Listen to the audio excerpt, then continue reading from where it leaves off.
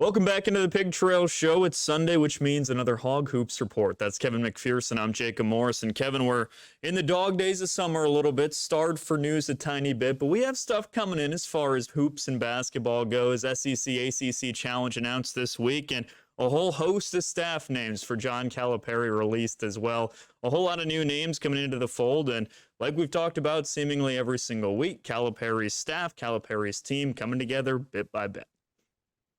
You know it is, and you mentioned the news on the second annual ACC-SEC Challenge. Arkansas on the road to play at Miami.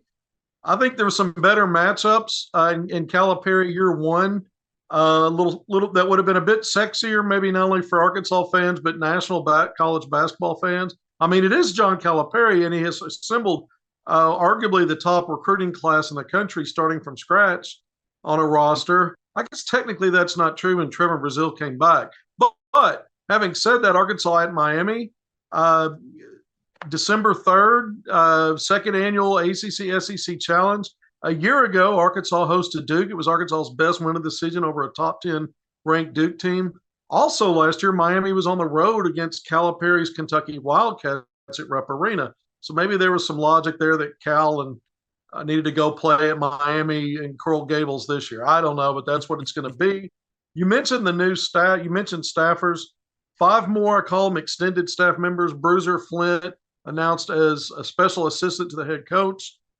Chuck Woolard, who's been with Cal for, Flint had been with Cal for 5 years at Kentucky, replaced at Cal as head coach at UMass way back when.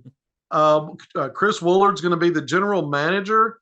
And the previous staff, Arkansas had what was called a director of basketball operations, similar role. They call it a general manager. Chris Woolard's been with Cal the last 14 years. When you look at Kentucky, Lunatha Pryor, she will be the chief of staff working in coordination with the general manager.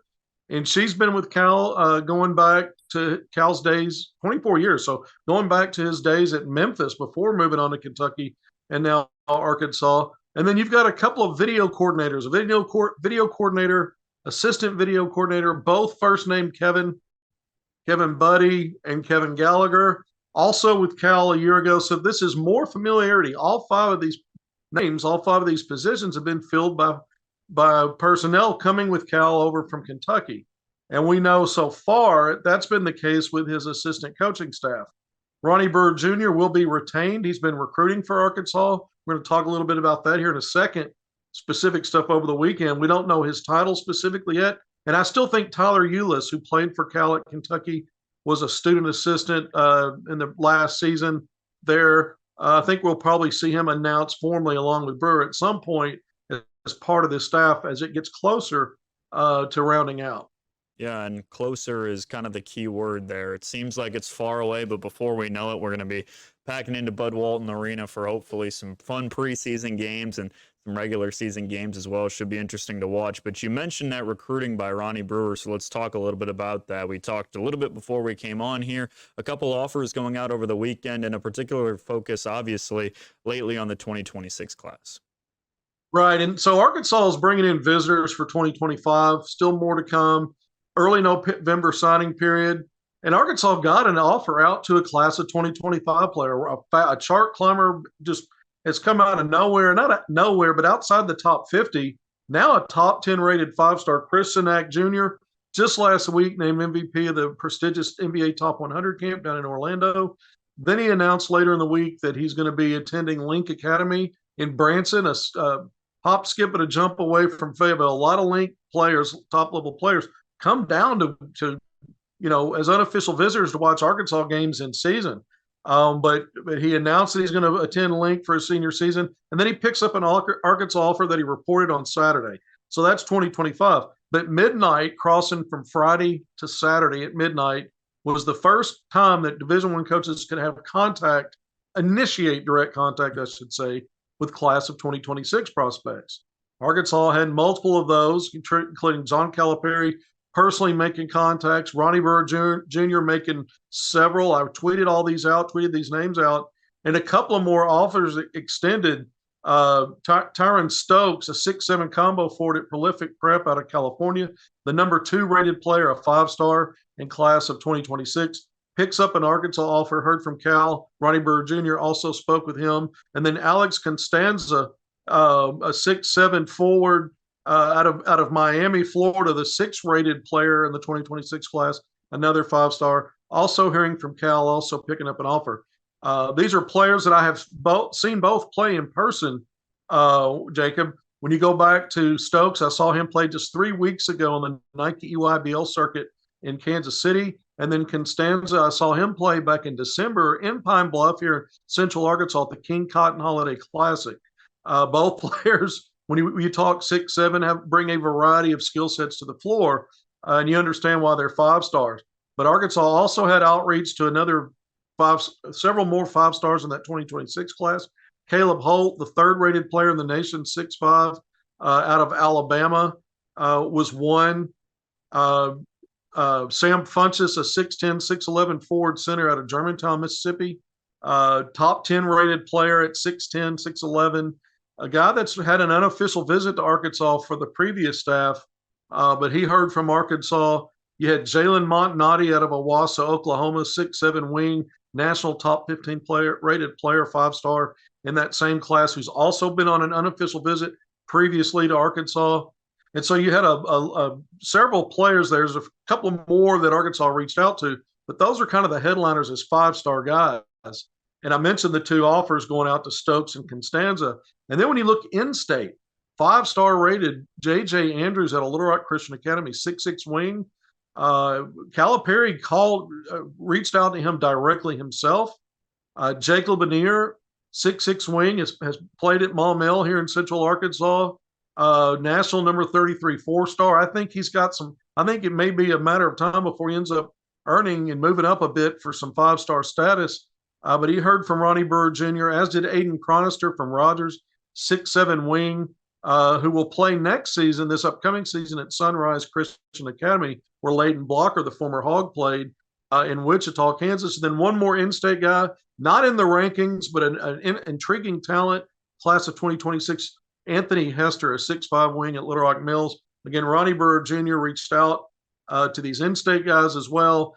And all 4 of those players that are in-state have also been on campus for unofficial visits with the previous staff. So not only did you see Arkansas have an outreach with the new staff, some new offers going out, but you got multiple players who've already been on campus and have some familiarity with Arkansas.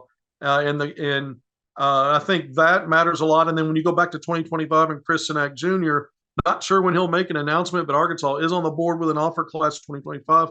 Being over there at Link, if he doesn't commit before the start of his senior season and plays out the recruiting game for a while, he'll have opportunities in season to come check out the campus. Branson's not far away from Fayetteville, Jacob. Yeah, absolutely. Lots of options, lots of names. And I'll tell you, whenever that deadline or whatever you want to call it in terms comes across, or coaches are allowed to officially contact these guys at midnight, it always makes me laugh from the standpoint that it shows just how in demand these kids are. When you see, waking up on Twitter and it says 8 a.m. and there's all these 5-star kids, and they say they've already heard from these schools and 20 schools from the span of about midnight to 8 a.m. reach out. It makes sense. You got to stay on top of recruitments like this. No doubt. I mean, I missed my bedtime. I stayed up intentionally knowing some of this stuff was going to come out over the years. I mean, I'm putting out tweets at 12:01, 12:05. I mean, it just keeps going. And even the in-state kids, I mean, they're getting 20, 30 plus contacts on that first day. And it's always a little bit confusing sometimes, I think, for fans, because these are players that have taken unofficial visits. They've been able to come on campus previously. Coaches can go out and evaluate them during recruiting periods when they're competing. And the players and their families could always reach out and contact the coaches. That was permitted. So you can have contact. But this is the first time as of midnight, June 15th, where Division I coaches can initiate, can make phone calls, send texts directly to the player. So the NCAA has deemed them old enough and responsible enough to handle all these coaches coming after them and having that direct contact. They kind of protect them and shield them for a while. But it doesn't, again, stop the players from being recruited. It's just taking another step now.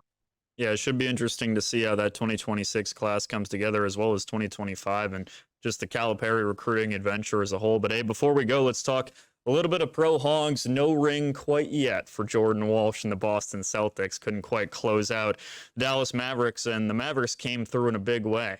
Kind of dominated the Celtics there in Game 4. So we've got more hog-on-hog action in the NBA Finals. Both guys going for a ring with their respective teams. Yeah, I've got my Father's Day viewing of Semi-Pro on pause. I got 30 minutes to go. But let's talk about the real pros right now. Jackie Moon can wait. And what I'll tell you, Dan Gafford has, speaking of a pro Hog's going to win a ring, if the Mavericks can run off 3 more in a row, Boston opened the series 3-love. Dallas showed proof of life with that blowout home win. Now it goes back to Boston tomorrow. But I think it's going to be Jordan Walsh is the next pro Hog to get a ring. He'd be the 3rd pro Hog in the last 4 seasons to get an NBA Finals championship, and the 2nd in the last 3 years who comes in as a rookie.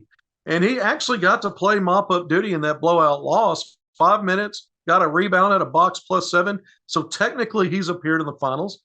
He played I think he checked in for mop-up duty in a couple of other games in a previous series and actually scored a bucket in the playoffs. So, Jordan Walsh will remember this for the rest of his life if he gets a ring. Daniel Gafford, win or lose, is going to remember it for the rest of his life because, look, he was in no man's land over there in Washington having a great season until the trade deadline and had proven enough in year 5 that teams that are trying to win now saw him as an asset.